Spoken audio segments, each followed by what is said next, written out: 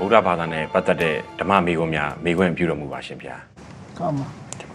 နောက်မိဂုံးတစ်ခုကတော့ဗုဒ္ဓဂုံတော်ရဲ့အ내ဒိဋ္ဌိကိုရှင်းပြပြီးတော်မူပါရှင်ဗျာဘုရားဆိုတာသူကကိုယ်တိုင်လည်းသစ္စာလေးပါးကိုသိတယ်သူများကိုလည်းသိအောင်ဟောပြောနိုင်တယ်ဆိုတဲ့အဓိပ္ပာယ်နဲ့ဖွင့်ဆိုတယ်ဗုဒ္ဓဆိုတာအမှန်တရားကိုသိသူလို့အဓိပ္ပာယ်ရတယ်မှန်ပါဗျာတနည်းအားဖြင့်လူတွေဟာအိမ်မောကြတာနဲ့တူတူပဲအမှန်တရားကိုမသိရင်အမှန်တရားနဲ့ပတ်သက်လာရင်လူတွေကအိမ်မောကြနေတယ်အိမ်မောကြနေတဲ့လူသားတွေထဲမှာပထမဆုံး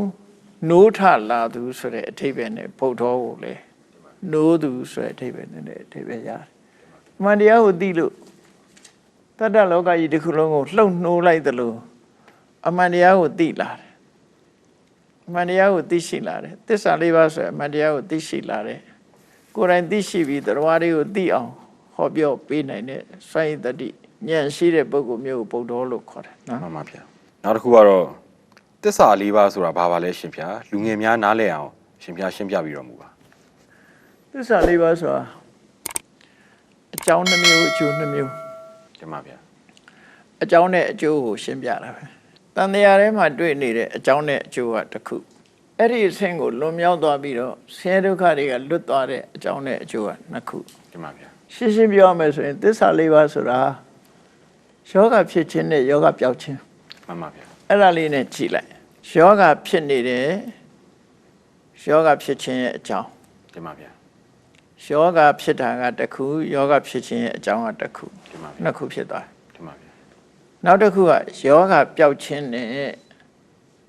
ယောဂပျောက်ခြင်းရဲ့အကြောင်းဖြစ်တဲ့ဆေးဝါးတင်ပါဗျာလေးခုရှိတယ်တင်ပါဗျာအဲ့ဒါလိုပဲဒီတရားတွေဟာဂျုံတွေ့နေရတာတွေအားလုံးဟာကျဉ်းနှံ့เสียမကောင်းသည့်အတွက်ကြောင့်ဒုက္ခလို့ခေါ်တယ်အဲ့ဒါအမှန်တရားတစ်ခုဘဝကြီးဟာကျဉ်းနှံ့เสียလားလို့ဆိုကျဉ်းနှံ့เสียမရှိဘူးတော့မဟုတ်ရှိတယ်တင်ပါဗျာဒါပေမဲ့မကျဉ်းနှံ့เสียတွေကပုံများဘာကြောင့်မကျဉ်းနှံ့เสียတော့ဆိုတော့စဉ်းစားကြည့်လိုက်ပေါ့ခဏလေးတင်မွေးလာပြီးတဲ့နောက်မှာဒုက္ခတွေကလည်းကြုံရတယ်ပြီးတော့ဘာဒုက္ခမှမကြုံဘူးဆိုတဲ့ပုဂ္ဂိုလ်တောင်တဖြည်းဖြည်းအိုးလာတယ်နောက်ဆုံးသိသွားတယ်ယောဂရတယ်ဒါဘာမှမတတ်နိုင်ဘူးတင်ပါဗျာဒါဒုက္ခအစစ်ပဲတင်ပါဗျာဟုတ်တယ်မလားမှန်ပါဗျာဒီကြားထဲမှာစိတ်ဆင်းရဲမှုကိုယ်ဆင်းရဲမှုတွေအများကြီးရှိတယ်အဲ့တော့လူဘဝကိုဒုက္ခလို့ပြောမလားလို့ဆိုပျော်ရွှင်တဲ့အချိန်လေးမှာတော့ဒုက္ခလို့ပြောခြင်းပြောလို့ရတယ်မှန်ပါဗျာသို့တော့ထာဝရပြောနေရတဲ့အပြောလားလို့ဆိုမဟုတ်ဘူးမှန်ပါဗျာဝမ်းနေရမယ့်အချိန်လေးဒုက္ခရောက်မယ့်အချိန်လေးအများကြီးပဲတင်ပါဗျာဒါကြောင့်မို့ဘဝဟာကျင့်တတ်เสียမဟုတ်ဘူးတင်ပါဗျာကျင့်တတ်เสียမဟုတ်ကျင့်တတ်เสียမဟုတ်တာကိုဒုက္ခလို့သုံးတာဒီနေရာမှာအဲ့ဒီဒုက္ခဖြစ်နေတာဟာအကြောင်းပဲဖြစ်တာလားလို့ဆိုမဟုတ်ဘူးတဏှာဥဆောင်တဲ့ကိလေသာတွေကြောင့်ဖြစ်တာဒါကြောင့်မို့ဥစည်းခေါင်းဆောင်တစ်ခုကိုဥတည်ပြီးတော့လိုချင်မှုတတ်မဲ့မှုတွေ့တာမှုဆိုတဲ့တဏှာဟာဒီဒုက္ခကိုထုတ်လုပ်နေတယ်အကြောင်းပဲလို့ပြောတာကဒါတစ်ခုအဲ့တော့ဒုက္ခကိုဖြစ်စေရတဲ့အကြောင်းတရားရယ်ရရှိထားတဲ့ဒုက္ခရယ်အဲ့ဒီနှစ်ခုကလူတိုင်းကြုံတွေ့နေရတဲ့သစ္စာနှစ်ပါးအမှန်တရားတဏှာကြောင့်ဒုက္ခဖြစ်တယ်လို့ရှင်ဟုတ်တယ်တဏှာကြောင့်ဒုက္ခဖြစ်တယ်တင်ပါဗျာနော်တင်ပါတဏှာရဲ့တဏှာကြောင့်ဒုက္ခဖြစ်နေတယ်တင်ပါဗျာအဲ့ဒီတဏှာကဒုက္ခဖြစ်ခြင်းအကြောင်းပဲတင်ပါဗျာဖြစ်ပေါ်လာတဲ့အရာတွေကဒုက္ခတွေရယ်အဲ့ဒါအကြောင်းနဲ့အကျိုးတင်ပါဗျာတခါအဲ့ဒီဒုက္ခကလွတ်မြောက်ဖို့ဆိုရင်ဒုက္ခချုပ်ငြိမ်းမှုဆိုတာမရှိဘူးလားဆိုရှိတယ်မှန်ပါဗျာယောဂဖြစ်ရင်ယောဂပျောက်ခြင်းဆိုတာရှိတယ်တင်ပါဗျာအဲ့ဒါလည်းပဲဒုက္ခဖြစ်ရင်ဒုက္ခချုပ်ငြိမ်းတယ်ဆိုတာရှိရမှန်ပါဗျာအဲ့ဒီဒုက္ခချုပ်ငြိမ်းသွားမှုဟာသူကအဆင့်တစ်ခုပဲအဲ့ဒါလည်းအမှန်တရားပဲအဲ့ဒီဒုက္ခချုပ်ငြိမ်းသွားတာဟာသူ့ဘာသူချုပ်ငြိမ်းတာလားဆိုတော့မဟုတ်ဘူးတင်ပါဗျာမဂ္ဂင်၈ပါးအကျင့်တရားကိုမြတ်စွာဘုရားဟောတဲ့အတိုင်းကျင့်တဲ့အကျင့်မှန်တင်ပါဒုက္ခချုပ်ငြိမ်းမှုဆိုပြီးတော့ဘာသာတရားတွေကအမျိုးစုံကြိုးစားကြတယ်သူတို့လည်းသူတို့နီးသူတို့ဟာနေနဲ့လုပ်ကြတယ်ဒါပေမဲ့လို့တကယ်ချုပ်နိုင်တဲ့အဆင့်ကိုသူတို့မတွေ့ကြဘူးမြတ်စွာဘုရားပွင့်လာတော့မှအဲ့ဒီအဆင့်ကိုလုံးဝရသွားတယ်တင်ပါဗျာအဲ့ဒါတော့ဘာလဲဆိုဝိပဿနာတရားပဲမဂ္ဂင်၈ပါးအကျင့်တရားပဲတင်ပါဗျာမဂ္ဂင်၈ပါးအကျင့်တရားမရှိဘဲနဲ့အဆင့်အမှန်ဖြစ်တဲ့ထာဝရအငြိမ်းဆိုတာမရှိဘူးတင်ပါဗျာနော်ဒါကြောင့်မို့လို့အဆုံးတတ်တဲ့လမ်းဆုံးပန်းတိုင်ဆိုတာလည်းပဲမတူကြဘူးပေါ့နော်တင်ပါဗျာအဲ့တော့ပေါင်းလိုက်တဲ့အခါကျတော့အဖြစ်ဘက်မှာအကြောင်းနဲ့အကျိုးနှစ်ခုဒုက္ခကအကျိုး သမုဒိယတဏှာကအကြောင်း မှန်ပါဗျာ နိဗ္ဗာန်ဆိုတာအကျိုးနိဗ္ဗာန်ရောက်ကြောင်းမဂ္ဂင်၈ပါးကျင့်တရားဆိုတာကအကြောင်း တင်ပါဗျာ အဲ့ဒါကိုသစ္စာလေးပါအမှန်တရားလို့အရိယပုဂ္ဂိုလ်တွေသိတယ်သစ္စာတရားလို့ဒီသစ္စာတရားကိုမသိဘဲနဲ့တန်တရားကလွတ်ဖို့ဆိုတာမဖြစ်နိုင်ဘူးပေါ့အကြောင်းကျိုးဆက်ပြီးဖြစ်နေသည့်အတွက်ကြောင့်အကြောင်းအစစ်အမှန်ကိုသိပြီးတော့လုံးဝစေကုသလိုပဲယောဂဖြစ်ခြင်းအကြောင်းကိုမသိလို့ရှိရင်ဒီယောဂပြောက်အောင်ကုနိုင်မှာမဟုတ်ဘူးအဲ့တော့ယောဂဖြစ်ခြင်းရဲ့အကြောင်းကိုသိပြီးတော့မှန်ကန်တဲ့ဆေးဝါးကိုတောက်နိုင်မှယောဂဆိုပြောက်တယ်နော်အဲ့ဒီသဘောပါပဲ မှန်ပါဗျာနောက်ထပ်မေးခွန်းတစ်ခုကတော့ဇေဒီရုပ်ထုကိုးကွယ်ခြင်းဟာဖျားအစုံမနဲ့ညီပါလားဗျာမြတ်စွာဘုရားရှင်ကိုယ်တိုင်ရောဇေဒီရုပ်ထုကိုးကွယ်ဖို့မှာကြားခဲ့ခြင်းရှိပါလားရှင်ဗျာ စေဒီရုပ်တုဆိုတာတော့ဘုရားလက်ထက်ကမရှိလို့အထူးမမှားခဲ့ဘူး မှန်ပါဗျာ စေဒီတေတာကိုတော့ရှိတယ်ပေါ့နော် မှန်ပါဗျာ ထူးခြားတဲ့ပုဂ္ဂိုလ်ရဲ့ကြံရစ်တဲ့ relate လို့ခေါ်တဲ့အယိုးဓာတ်တွေပေါ့အယိုးတွေကိုအဲ့ဒါတွေကိုလမ်းလေးစုံမှာတည်ထားမယ်ဆိုလို့ရှိရင်အဲ့နာရောက်တဲ့ပုဂ္ဂိုလ်တွေအလုံးဟာသူ့ရဲ့ဂုဏ်ကျေးဇူးတွေကိုတတိယပြီးတော့လက်ဥချီသွားမယ်စိတ်ထဲမှာကြီးညိုသရာတရားလေးတွေဖြစ်သွားမယ်ဆိုလို့ရှိရင်သူတို့အတွက်ကောင်းကျိုးချမ်းသာတွေဖြစ်ပွားတယ် တင်ပါဗျာ ဒါကြောင့်မို့စေရီတီထားကိုးကွယ်ခြင်းကဘုရားရဲ့မှာကြားချက်နဲ့ကြိုက်ပါတယ် မှန်ပါဗျာ မြတ်စွာဘုရားကောင်းတဲ့တရားတွေအလုံးအဆင့်လိုက်ကောင်းကျိုးချမ်းသာရဖို့အတွက်နိလန်တစ်ခုပေးခဲ့တာပါပဲတရားတော့နော်ရှုပ်တုကတော့ဘုရားလက်ထက်ကမရှိခဲ့ဘူးပေါ့ မှန်ပါဗျာ နောက်ပိုင်းကျမှတူအောင်ထူဖို့ဆိုတာလည်းလွယ်တော့မလွယ်ဘူးပေါ့နော် မှန်ပါဗျာ အဲ့တော့စေရီယုတ်တိကိုးကွယ်ခြင်းဒီဘုရားဆုံးမနဲ့ညီပါသလားဆိုရင်မြတ်စွာဘုရားပြိဋိဘံဆိုင်အနိမှာသူ့ရဲ့အယိုးဓာတ်တွေကိုလမ်းလေးစုံမှာတည်ထားပြီးတော့တည်ထားရမယ်ဆိုပြီးတော့ရှင်အနန္ဒကိုမှာခဲ့တာရှိတယ် မှန်ပါဗျာ နောက်ပြီးတော့စေရီလို့ခေါ်ရမယ်အယိုးဓာတ်တွေထည့်သွင်းထားတဲ့ထူပလောက်ထိုက်တဲ့ပုဂ္ဂိုလ်၄ဦးဆိုတာလည်းဟောကြားခဲ့တယ် မှန်ပါဗျာ သဗ္ဗညုတဉ္ဉံရတဲ့မြတ်စွာဘုရားပိစိကဗုဒ္ဓ မှန်ပါဗျာ ယဟန္တာပြီးတဲ့အခါကျတော့လူတွေကတကယ်သူတော်ကောင်းစကြဝဠာမင်းအဲ့ဒီ၄ခုဟာစေရီတည်ထားပြီးတော့အများစုကရှိုးသေးလိုက်တယ်လို့သူတို့ဟောထားရှိတယ် မှန်ပါဗျာ နော်အဲ့တော့ဒါမြတ်စွာဘုရားရဲ့အဆုံးအမနဲ့ညီပါတယ်လို့ပဲပြောရမှာပဲနော် မှန်ပါဗျာယနေ့ခေတ်တန်ခါများတယ်လီဖုန်းသုံးခြင်းစတိသပိတ်သုံးခြင်းစတဲ့အပြုအမူများဝီနီးနဲ့ညီညွတ်မှုရှိပါလားရှင်ဗျာ သုံးယုံတဲ့ကတော့သူကအပြည့်လို့ပြောလို့မရဘူးသူသုံးတဲ့ဟာတွေကဝိနည်းစည်းကမ်းဘက်ကိုချင်းတရားဘက်ကိုဖောက်ပြတဲ့နေရာမှာသုံးတာလား မှန်ပါဗျာ ဟုတ်တယ်မလားတယောက်နဲ့တယောက်လှမ်းဆက်သွယ်ပြီးตาကြောင်းနာကြောင်းပြောတာတို့ဟိုတယ်လီဖုန်းနဲ့ဆက်ပြီးတရားဟောတာတို့မဖြစ်နိုင်ဘူးလား ဖြစ်နိုင်ပါတယ်ဗျာ ကောင်းတာပြောတာရောမဖြစ်နိုင်ဘူး ဖြစ်နိုင်ပါတယ် အကောင်းတဲ့ဘက်သုံးလို့ရှိရင်တော့ဟိုအပြည့်လို့ပြောလို့မရဘူး မှန်ပါဗျာ မကောင်းတဲ့ဘက်အဲ့တော့ तू သုံးတဲ့သုံးပုံသုံးနည်းကိုပဲချိပြီးတော့ဟိုသုံးတဲ့မသုံးတဲ့ကိုတတ်မှတ်ရမှာဖြစ်တယ်ပေါ့ မှန် နော် ပါဗျာမှန်ပါ မြတ်စွာဘုရားခွင့်ပြုခဲ့တဲ့တပိတ်ကတော့တန်တပိတ်နဲ့မြေတပိတ်ပဲ မှန်ပါဗျာ အဲ့ဒီတန်တပိတ်နဲ့မြေတပိတ်ကိုခွင့်ပြုခဲ့တာဖြစ်တော့ကြောင့်တန်နဲ့လှုပ်တယ်ဆိုတဲ့အခြေခံစတိဟာတန်ကဖြစ်တယ်လို့ဆိုရင်တော့ဒါကတော့ဟိုသုံးလို့ရတယ်လို့ပြောနိုင်တယ်ပေါ့ တင်ပါ တန်ကိုအခြေခံထားတာဆိုရင်သုံးလို့ရတယ်အခုခေတ်လုံနေတဲ့ယွန်းတပိတ်ဆိုတာရှိတယ်အဲ့ဒါတော့မသုံးအောင် ကျွန်းသပိတ်ကမ နှီး တော့ နဲ့လှုပ်ထားနေပါလေ တင်ပါ အဲ့ဒါမသုံးသင့်ဘူး တင်ပါဗျာ အဖုံးကိုပြောတာမဟုတ်ဘူးတပိတ်တစ်လုံးကိုပြောတာတပိတ်အလုံးဟာတန်နဲ့လှုပ်တာမဟုတ်ဘူးမြေကြီးနဲ့လှုပ်တာမဟုတ်ဘူးဆိုရင်မြတ်စွာဘုရားခွင့်ပြုတာကတန်နဲ့မြေကြီးနဲ့ဒီနှစ်ခုပဲခွင့်ပြုခဲ့တာဖြစ်လို့ဒီနှစ်ခုပဲသုံးသင့်တယ်သို့တော့စတိတပိတ်ကဝင်းလဲအယောင်ကြီးဖြစ်နေတယ်ဟိုမြေတပိတ်တို့ဘာတော့မီးဖုတ်ထားတာဆိုတော့သူကအယောင်မဲတယ်ပေါ့ မှန်ပါဗျာ စတိသပိတ်လည်းသုံးညင်ဝိနည်းစည်းကမ်းကိုလိုင်းတာတဲ့တန်ခါအချို့ကြတော့ဘုန်းကြီးအချို့ကြတော့ဒီစတိကိုစီတုပ်ပြီးတော့မဲအောင်ဖုတ်ပြီးတော့သုံးရတယ် မှန်ပါဗျာ ဒီအယောင်ကြီးတော့မသုံးကြဘူးပေါ့နော် မှန်ပါဗျာ အဲ့တော့စတိဟာတန်ဆိုလို့ရှိရင်တော့အတက်ထဲမှာတော့အကျုံးဝင်ပါတယ် မှန်ပါဗျာ သို့တော့အယောင်တစ်ခုပဲစဉ်းစားရမှာပေါ့နော် မှန်ပါဗျာမှန်ပါဗုဒ္ဓဘာသာဝင်များမှာရွှေကျင်ခိုင်းစသဖြင့်ခိုင်းမျိုးမျိုးကွဲနေရဘာကြောင့်ပါလဲရှင်ဗျာအဲ့လိုခိုင်းနေကွဲနေရရောဝီနီးနဲ့ ဖះဟောနဲ့ညီညွတ်ပါလားရှင်ဗျာ ဒီနေရာမှာခိုင်းကွဲတယ်ဆိုတာ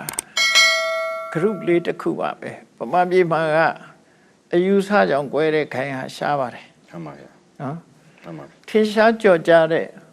ဆရာတော်ကြီးတွေရဲ့နောက်ကသူ့တပည့်အစုလိုက်နာနေထိုင်မှုပဲအဆုံးအမနဲ့ပတ်သက်ပြီးလိုက်နာနေထိုင်မှုတွေကိုကဏလို့ခေါ်တာ မှန်ပါဗျာ ရှေးဘုရင်နေလက်ထက်မှာတော့ကာမဝါတီ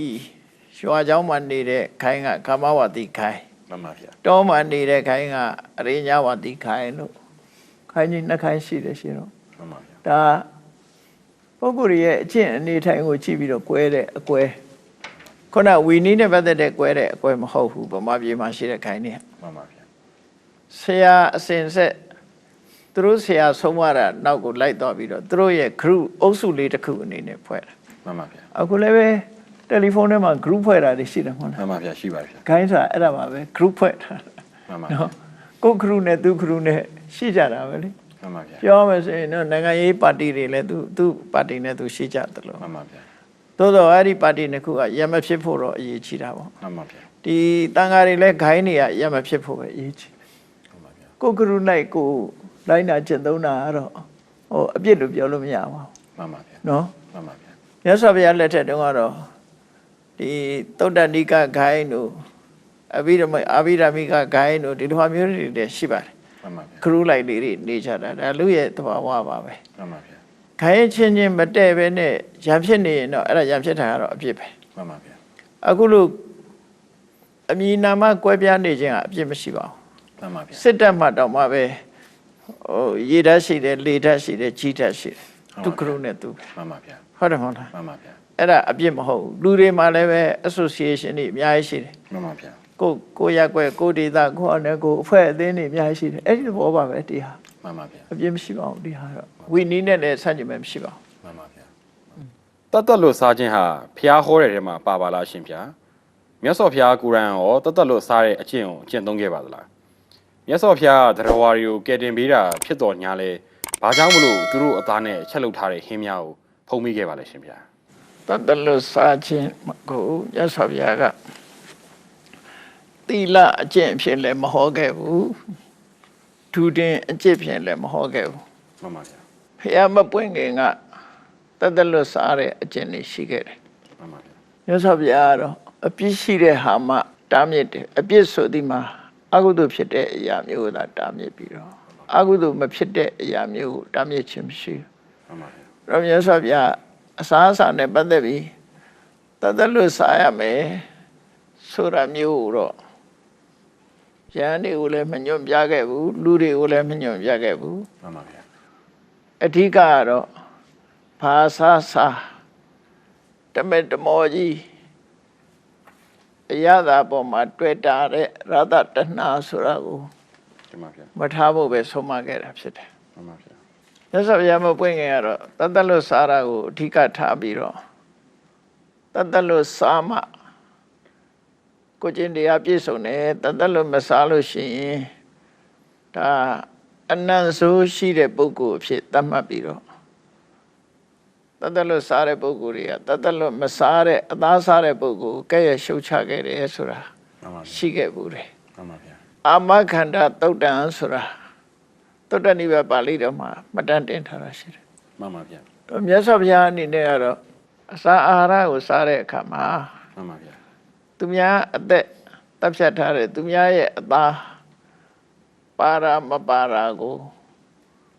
စားတဲ့မစားတဲ့ဒီဟာကိုလုံးဝကိုချင်းတရားထဲမှာအထက်သွင်းပြီးမဟောကြဘူးရှောင်ကျင်ခြင်းကြောင့်ဖြစ်နိုင်တဲ့အကျိုးမရှောင်ကျင်ခြင်းကြောင့်ရလာမဲ့အပြစ်ဆိုတာမျိုးဟာ မှန်ပါဗျာ ကုသိုလ်အကုသိုလ်ဆိုတဲ့အပြစ်တွေမဖြစ်လို့မြတ်စွာဘုရားဒါကိုမဟောရလို့ဆိုရမယ်သို့တော့အသားစားမှုနဲ့ပတ်သက်ပြီးတော့ယဟန်တွေကိုပြညတ်ခဲ့တာရှိတယ် မှန်ပါဗျာ မအပ်တဲ့အသား10မျိုးကိုယဟန်တော်တွေမစားရဘူးအသား10မျိုးကိုတော့ရှောင်ကျဉ်ဖို့မြတ်စွာဘုရားဟောတယ် တင်ပါဗျာ ကျန်တဲ့အသားတွေကြတော့အချက်3ချက်လွတ်ကင်းလို့ရှိရင်စားနိုင်တယ်လို့ဒီလိုခွင့်ပြုတယ် တင်ပါဗျာ လူမျိုးနွယ်ချင်းဖြစ်တဲ့လူသား မှန်ပါဗျာ မစားသင့်ဘူး မှန်ပါဗျာ မျိုးနွယ်တူဖြစ်တာလို့မစားသင့်ဘူး မှန်ပါဗျာ စင်တို့မြင်းတို့ဟာဘယင်းခေတ်ကရင်ဖြစ်အသုံးပြုတယ်စစ်တပ်မှာအသုံးပြုတယ်ဒါကြောင့်မို့ဘယင်းတွေကစင်မြင်းကိုတတ်မိုးထားတယ် မှန်ပါဗျာ စင်သားမြင်းသားစားရဆိုရင်ဘယင်းတွေကအပြစ်ပေးတတ်တယ်ပေါ့နော် မှန်ပါဗျာ ဒါကြောင့်မို့စင်သားမြင်းသားမစားရအောင် မှန်ပါဗျာ တောရိုင်းတရိษံတွေရဲ့အသားဖြစ်တယ်ချင်းသေးတို့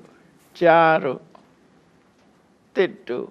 ဝံပလွေတို့အောင်းတို့ပေါ့နော် မှန်ပါဗျာ အဲ့ဒီသားစားတတ္တဝါတွေရဲ့အသားကိုမစားရဘူး မှန်ပါဗျာ ဘာဖြစ်လို့အဲ့လိုပြည့်ညတ်တယ်လဲလို့ဆိုလို့ရှိရင်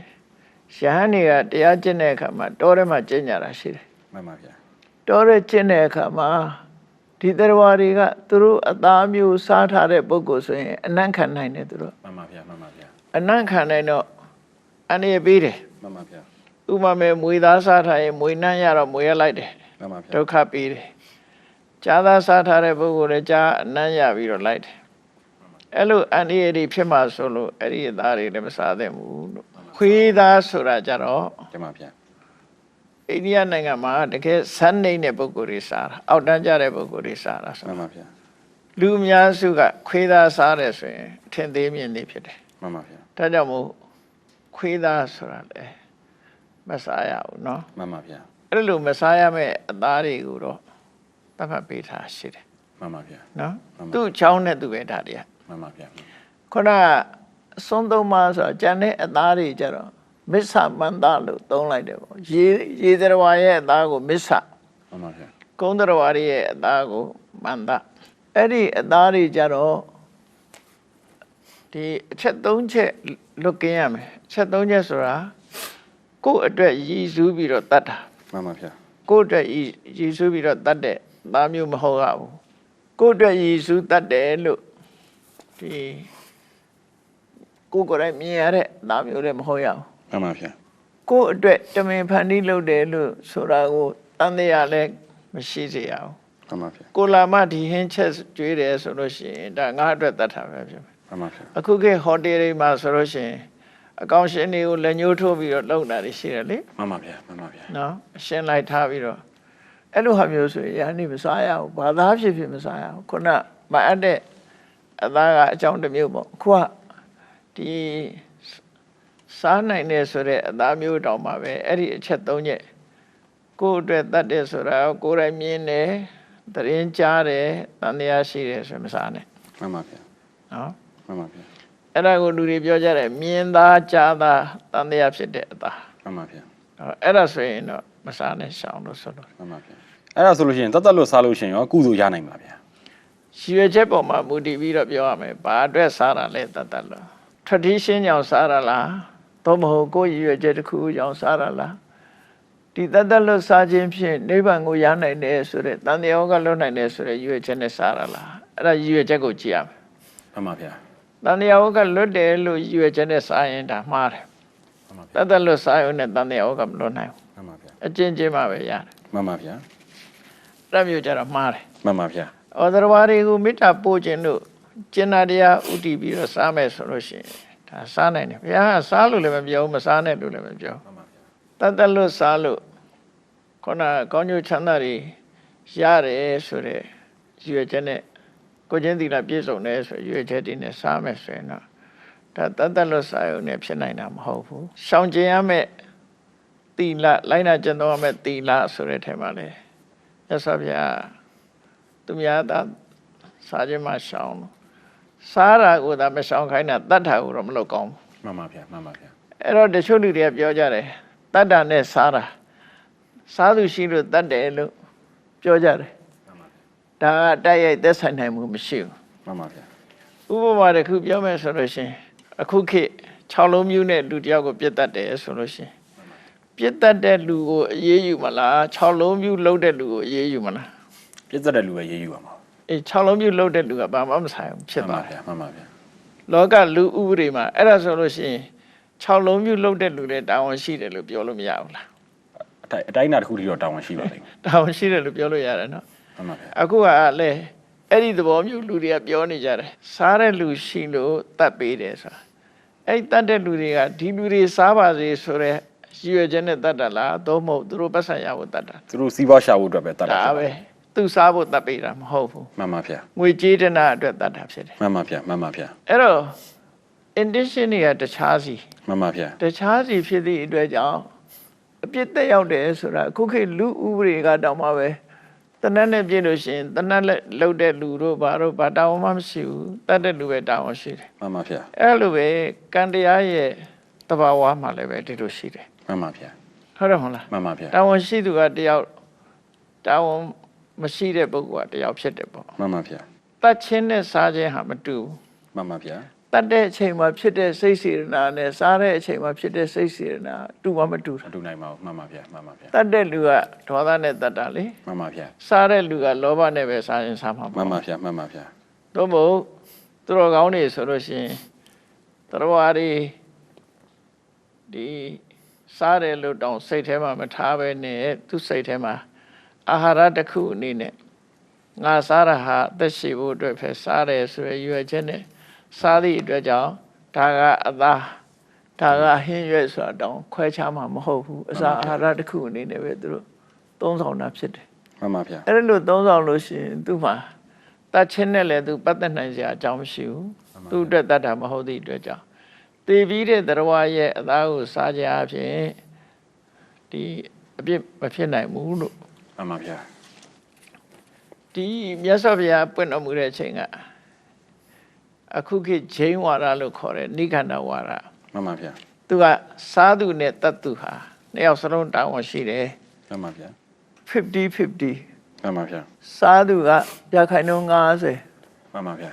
တတ်သူကရခိုင်နှုန်း90လို့ဆိုပြီးတော့ မှန်ပါဗျာ တော့အဲ့လိုဘာသာဝါဒတွေလည်းရှိတယ် မှန်ပါဗျာ အဲ့ဒါကိုမြတ်စွာဘုရားလက်မခံဘူးအဲ့ဒါဟာ မှန်ပါဗျာ ဘာကြောင့်လို့ဆိုရင်အတွင်းစိတ်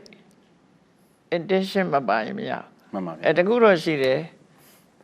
ကြက်သားကြိုက်တဲ့လူကကြက်မြင်လည်းညှိုးထိုးပြီးကြက်တွေကိုတပ်ပါစေဆွဲဆွဲရှင်တော့အဲ့ဒီစိတ်ကြောင့်တော့သူငရဲကြည့်မယ် မှန်ပါဗျာမှန်ပါဗျာ ဟုတ်တယ်မဟုတ်လား မှန်ပါဗျာ အဲ့လိုမဟုတ်ဘဲနဲ့သူကတည်သွားတဲ့အကောင်ရဲ့အသားတစ်ခုကိုအာဟာရတစ်ခုအနေနဲ့သူစားသုံးမယ်ဆိုရင်သူ့မှာအပြစ်သက်ရောက်နိုင်ဘူးမရှိဘူးပေါ့ မှန်ပါဗျာ မရှိဘူးပေါ့ မှန်ပါဗျာ တတ်သူနဲ့စားသူဟာစိတ်နေသဘောထားခြင်းနဲ့ဗဒမကွာခြားတယ် မှန်ပါဗျာ တတ်တဲ့လူကလည်းဒီစားတဲ့လူတွေအတွက်တတ်ပေးတာမဟုတ်သည့်အတွက်ကြောင့်ပြောမယ်ဆိုရင်စားတဲ့လူတွေရှိနေလို့တတ်ပါတယ်လို့ဆိုတာဟာစားဖို့တတ်တာမဟုတ်ဘူးငွေကြေးတနာရလို့တတ်တာဖြစ်တယ် မှန် ပေါ့ ပါဗျာ စားတဲ့လူမရှိလေတတ်တာတွေတရားတွေကတော့သူတို့ရဲ့ကံကြမ္မာအရသိဆုံးနေကြတာတွေရှိတယ်ဥပမာရှေးရခင်ကဆင်းတွေကိုတတ်ကြတယ်ဆိုတာအစွဲလိုခြင်းလို့တတ်တာစားဖို့တတ်တာမဟုတ် မှန်ပါဗျာမှန်ပါဗျာ ဒီကျက်တစ်တွေဘာတွေကြားတွေတတ်တာဆိုတာအရေးကုန်းလို့ခြင်းလို့တတ်တာ မှန်ပါဗျာ သမင်းတွေတတ်တယ်ဆိုတာအရေးကုန်းလို့ခြင်းလို့တတ်တာ မှန်ပါဗျာ သူအဲ့လိုတတ်တာမျိုးတွေကြတော့ခေါနာစားဖို့လို့မဟုတ်ဘူးပေါ့နော် မှန်ပါဗျာ အဲ့တော့စားတဲ့လူတွေနဲ့ပတ်သက်မှုမရှိဘူးမရှိတဲ့လူကိုတရားစွဲတာနဲ့တွားပြီးတော့ responsible ဖြစ်တဲ့လူကိုတရားစွဲတယ်လို့ဖြစ်မှာပေါ့အဲ့ဒီယူဆ မှန်ပါဗျာမှန်ပါဗျာ တတ်လို့စားခြင်းဟာဘုရားဟောထဲမှာပါသလားဆိုတာမပါဘူး မှန်ပါဗျာ မပါဘူးဆိုတာသီလအကျင့်တရားတစ်ခုအနေနဲ့လည်းမပါဘူးဒုတင်ငါဆိုတဲ့အထူးကျင့်ရတဲ့ချိုးချံချွေတတ်မှုဆိုတဲ့ဒုတင်အကျင့်တွေမှလည်းမပါဘူးလို့သူတို့ပြောရမယ် မှန်ပါဗျာ ဘုရားကိုယ်တိုင်ရောတတ်လို့စားခဲ့သလားဆိုမြတ်စွာဘုရားကတန်လဟုကဝုဒ္ဓိ simple life နဲ့အသက်မွေးတာဖြစ်တယ် မှန်ပါဗျာ သူကအကယ်၍မြတ်စွာဘုရားကအသားမစားဘူးလို့ညင်းပယ်ခဲ့လို့ရှိရင်အသားစားတဲ့ဒေတာကသူဆွမ်းခံစားဖို့ခက်သွားတယ် မှန်ပါဗျာ ဒါသူ့အတွက်တော့မချိမှာမဟုတ်ဘူး မှန်ပါဗျာ အပြစ်မရှိလို့သာမြတ်စွာဘုရားကဟိုတားမြစ်တာမဟုတ်တာနော် မှန်ပါဗျာမှန်ပါဗျာ ဟိုဒါစဉ်းစားဖို့ပြောပြတာ မှန်ပါဗျာ ဘယ်သူပဲဖြစ်ဖြစ်ဒီကိုစားတဲ့ဟာကိုလှူကြတာလူတွေက မှန်ပါဗျာမှန်ပါဗျာ ကိုစားတာလှူတော့တသက်လို့ဖြစ်ချင်လည်းဖြစ်မယ်မဖြစ်ချင်လည်းမဖြစ်ဘူး မှန်ပါဗျာ ဘာပဲလှူမြတ်စွာဘုရားရတာလေးနဲ့ရောင်ရဲတယ်ဆိုတဲ့တန်တော်တန်ခုံနဲ့မြတ်စွာဘုရားကျင့်ကြံကြုတ်ကိုအထောက်တာဖြစ်လို့ မှန်ပါဗျာ ဟာငါဒီသားမစားဘူးဟင်းရွက်မှစားမယ်ဆိုလို့ရှိရင်ဒုပ္ပရဖြစ်သွားမှာပေါ့မွေးမြူရခက်သွားတာမျိုး မှန်ပါဗျာမှန်ပါဗျာ ပြီးတော့ဒါကဘုရားကိုရေးကိုယ်တာနဲ့ပြောရမှာ မှန်ပါဗျာ မြတ်စွာဘုရားရဲ့တပည့်တရားကျင့်မှုဆိုတဲ့ဝင်လာတဲ့ပုဂ္ဂိုလ်တွေဟာလူမျိုးအသီးသီးကဝင်လာတာဖြစ်တယ် မှန်ပါဗျာ သားစားမှုကိုရှောင်ကျဉ်တဲ့ပုဂ္ဂိုလ်တွေကလည်းသာသနာ့ဘောင်ဝင်တာရှိတယ် မှန်ပါဗျာ အသားစားတဲ့အမျိုးအစားတွေကလည်းသာသနာ့ဘောင်ဝင်လာတာရှိတယ် မှန်ပါဗျာ အဲ့တော့ငါသာသနာမှာတတ်လွတ်ဖဲစားရမယ်လို့ပြညတ်ခဲ့လို့ရှိရင်အသားစားတဲ့လူတွေအတွက်ဒါခက်ခဲတစ်ခုဖြစ်သွား မှန် တယ် ပါဗျာမှန်ပါဗျာ ဟုတ်တယ်မဟုတ်လား မှန်ပါဗျာ သူတို့ကိုဟိုရင်းဖြစ်ရောက်သွားတယ်ကန့်တတ်ရရောက်သွား မှ တယ် န်ပါဗျာမှန်ပါဗျာ ဒါကြောင့်မို့ဒါလိုလဲမလိုအဲ့လိုမြတ်စွာဘုရားအဲ့လိုကန့်တတ်တာမရှိဘူး တင်ပါဗျာ မြတ်စွာဘုရားကိုယ်တိုင်လည်းအာဟာရအနေနဲ့ဘယ်သူပဲကတ်တဲ့ဟာကိုအပြစ်ကင်းမေတ္တာနဲ့ပဲအာဟာရတစ်ခုအနေနဲ့ပဲစားတယ်တမက်တမောစားတာမဟုတ်ဘူးဒီအစာအာဟာရစားမှခန္ဓာကိုယ်ဆိုတာတည်ထနိုင်တယ်ဆိုတဲ့အနေနဲ့မြတ်စွာဘုရားလည်းအသာစားတယ်လို့ဆိုတာတော့ရှိတယ် မှန် နော် ပါဗျာမှန်ပါဗျာမှန်ပါဗျာ အဲ့ဒါကအများကြီးပဲဘုရားကိုအပြစ်တင်ခံရတယ် မှန်ပါဗျာ ဘုရားလက်ထက်ကလေးကလည်းအသာစားလို့အပြစ်တင်ခံရတယ် မှန်ပါဗျာ အာမဂဏသုံးပါကြည့်မယ်ဆိုရင်ဖះကိုညီစောနန်းတဲ့ပုဂ္ဂိုလ်တယောက်အဖြစ်ဆွဆွဲပြောဆိုခဲ့တယ်မြတ်စွာဘုရားရှင်းပြလိုက်တယ် မှန်ပါဗျာ တကယ်ကဒီအသားစားခြင်းမစားခြင်းနဲ့မပတ်သက်ဘူးရှင်တဲ့ကိလေသာနဲ့ပတ်သက်တယ် မှန်ပါဗျာ စိတ်နေသဘောထားတွေစိတ်ထားတန်ရှင်းမှုကအရေးကြီးတယ်ဆိုတော့မြတ်စွာဘုရားရှင်းပြတယ် မှန်ပါဗျာမှန်ပါ အဲ့တော့အသားစားတတ်လွတ်စားပြီးတော့စိတ်ပုတ်စိတ်ယုတ်တွေနဲ့နေလို့ရှိရင်ဒါအပြစ်ဖြစ်မှာ မှန်ပါဗျာ နော်အသားစားပြီးတော့မေတ္တာပို့ပြီးကောင်းကောင်းမွန်မွန်နေတဲ့ကိုချင်းသီလနဲ့ပြည့်စုံတဲ့ပုဂ္ဂိုလ်ကတော့ဟိုစိတ်ကဖြူစင်းနေမှာပဲ မှန်ပါဗျာ အဲ့တော့အဓိကကတော့မြတ်စွာဘုရားရဲ့အဆုံးအမဟာ mind center teaching လို့ခေါ်တယ်စိတ်ကိုဗဟိုပြုပြီးဆုံးမတာ မှန်ပါဗျာ စိတ်ကိုဗဟိုပြုပြီးဆုံးမတာဖြစ်တော့ကြောင့်ဒီစိတ်သာရှင်စောဖရာဟောလို့ပမာရီတော်ပြောကြသေးတယ် မှန်ပါဗျာ စိတ်ကအဓိကဖြစ်သည့်အတွက်ကြောင့်တရားရီသိပါစေဆွဲစိတ်ဓာတ်မရှိဘူးအလုံးပေါ်မှာအကျဉ်းတရားနဲ့မေတ္တာထားတယ်ဆိုတော့ဘာစားစားသူကဒီအစားအစာကခန္ဓာကိုယ်တီးထမ်းယုံရည်ရွယ်ချက်ကလွဲလို့ဘာမှမပါဘူး မှန်ပါဗျာ သားစားခြင်းမစားခြင်းကိုရေးကြီးခွင့်ကျက်လုပ်ပြီးမြတ်စွာဘုရားဘာမှမပြောဘူး မှန်ပါဗျာ နော်အဲ့ဒီမှာဒေဝရကတင်ပြခဲ့ဘူးတယ်ယဟန်နေဟာတတ်လွတ်ဖက်စားရမယ်အသားစားလို့ရှိရင်အဘသိစေရမယ်အပြစ်သိရောက်စေရမယ်ဆိုတာမြတ်စွာဘုရားလည်းမခံဘူးသူပြညတ်ထားတာပြည့်စုံတယ်တဲ့ မှန်ပါဗျာ မစားသင့်တဲ့အသား10မျိုးရယ်ခုနကအစွန်း3မျိုးဟိုရွယ်ချက်အချက်3ချက်ကလွတ်ကင်းလို့ရှိရင်စားနိုင်တယ်ဆိုတာဒါပြည့်စုံသွားပြီပေါ့ မှန်ပါဗျာ ဒီဥပဒေကပြင်းစရာမလိုဘူးလို့မြတ်စွာဘုရားသတ်မှတ်ထားတယ် မှန်ပါဗျာ တရားဝါတွေကိုကက်တင်ပေးနေတာဖြစ်တော့လဲဘာလို့သူတို့ရဲ့အသားနဲ့ချက်လုပ်တဲ့ဟင်းများကိုဖုံးပေးတရားဝါကက်တင်နာနဲ့အသားအစာစားတာနဲ့ဘာမှမဆိုင်ဘူးသူ မှန်ပါဗျာ တရားဝါကက်တင်နေဆိုတာဘလို့ကက်တင်တာလဲအစာငတ်ခံပြီးကက်တင်ရမှာလား မှန်ပါ သို့မဟုတ်နော်ကိုကြိုက်တဲ့အစာကိုရှောင်ပြီးမှကက်တင်နိုင်တာတရားဝါကက်တင်တဲ့အလုပ်ဆိုတာကရုဏာနဲ့ပညာနဲ့သက်ဆိုင်တယ် မှန်ပါဗျာ ကရုဏာဆိုတာသူများဒုက္ခရောက်နေတာကိုမကြည့်နိုင်တာကရုဏာ တင်ပါဗျာ ပညာဆိုတာတရားရဲ့အကျိုးစီးပွားကိုသိရှိတာဒါလို့ရင်အကျိုးရှိတယ်ဒါလို့ရင်အကျိုးမရှိဘူးဆိုတာကို မှန်ပါဗျာ သိတာပေါ့အဲ့တော့လောကလူတွေမှာအကျဉ်းတရားတော့ရှိပါရဲ့ပညာမရှိလို့ရှိရင်ရှည်နှစ်သူကိုဝါကူ၍နှိမ့်တယ်လို့ဆိုတာရှည်နှစ်တဲ့လူကဝါနဲ့ထိုးလိုက်မှပို့ပြီးတော့နစ်သွားတယ်လို့ မှန်ပါဗျာ ပညာမရှိရင်အဲ့လိုပို့ပြီးဒုက္ခရောက်တယ် မှန်ပါဗျာ နော်ဆရာကဲမှဒုက္ခရောက်တယ်ဆိုတာလို့ မှန်ပါဗျာမှန်ပါ ဝမင်းကဲမှထောင်ချဆိုတာမျိုးလို့ဖြစ်တတ်တယ် မှန်ပါဗျာမှန်ပါ အပညာမရှိလို့ရှိရင်ကတည်းကမရောက်ဖဲနဲ့နှိမ့်ဆက်ရရောက်သွားတတ်တယ် မှန်ပါဗျာ ဆေးကုတာတောင်မှပဲဆေးကုလို့တည်သွားတဲ့တရားဝါတွေရှိတယ်လေ မှန်ပါဗျာမှန်ပါဗျာ ဘာလို့လဲဆိုရင်အဓိကပညာအမတမအရေးကြီးတယ် မှန်ပါ ရ ဗျာ သော်ဘုရားကျတော့ပညာကြီးမားသည့်အတွက်ကြောင့်ဒါကတရားဝါတွေအတွက်ကောင်းကျိုးချမ်းသာဖြစ်နိုင်တယ်ဒါကကောင်းကျိုးချမ်းသာမဖြစ်နိုင်ဘူးဆိုတာရွေးချယ်ပြီးမကောင်းကျိုးချမ်းသာမဖြစ်နိုင်တဲ့အရာတွေကရှောင်ခိုင်းပြီးကောင်းကျိုးချမ်းသာဖြစ်နိုင်တဲ့အရာတွေကိုလိုက်နာခိုင်းတာဒါဘုရားရဲ့ကဲတင်မှုပဲဖြစ်တယ် မှန်ပါဗျာ ခုနတရားတွေကိုကဲတင်ပေးနေတာသူတို့အသားမြတ်စွာဘုရားကိုယ်တိုင်တော်မှပဲတရားတွေမတတ်ဖို့ပဲတားတယ် မှန်ပါဗျာ မြတ်စွာဘုရားလက်ထက်တုန်းကသားကောင်တွေတတ်ပြီးရစ်ပူဇော်တဲ့ဓလေ့ကအမတမကြီးမားတယ် မှန်ပါဗျာမှန်ပါဗျာ sacrifice လုပ်တယ်လို့ခေါ်တ မှ ယ် န်ပါဗျာမှန်ပါ အဲ့ဒါတွေကိုမြတ်စွာဘုရားလုံးဝရှုတ်ချတယ် မှန်ပါဗျာ လုံးဝရှုတ်ချပြီးတော့တရားတွေပေါ်မှာကျင့်တရားထားဖို့မငြင်းဆဲဖို့မနှိပ်စက်ဖို့ဒီဟောထားတာဒါအပြည့်စုံနေပြီ တင်ပါဗျာ ဒါကြောင့်မို့လို့ခုနအချက်နဲ့ဆက်သွယ်ပြီးပြောစရာဘာအကြောင်းမှမရှိဘူး မှန်ပါဗျာတင်ပါ